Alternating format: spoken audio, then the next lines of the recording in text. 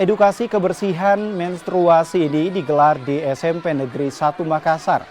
Puluhan pelajar diberi pemahaman tentang pentingnya menjaga kebersihan diri, khususnya di saat sedang menstruasi. Hal ini dilakukan mengingat sebagian warga masih melihat menstruasi sebagai sesuatu yang tabu. Selain di SMP Negeri 1, kegiatan ini juga rencananya akan dilakukan di sejumlah sekolah di Kota Makassar.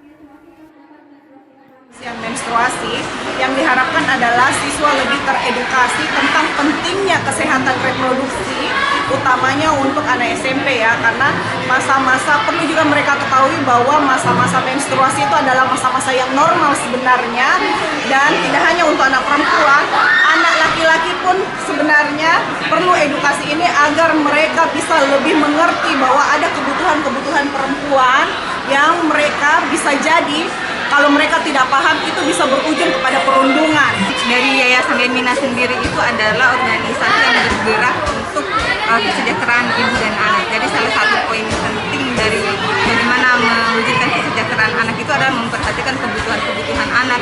Tak terkecuali adalah perempuan. Nah, salah satu yang menjadi perhatian dari anak perempuan juga adalah bagaimana mereka mengelola menstruasinya. Jadi dengan adanya manajemen kebersihan menstruasi ini yang awalnya sebenarnya kita juga menyasar di sekolah dasar, ini bisa menjadi pengetahuan atau istilahnya adalah ini menjadi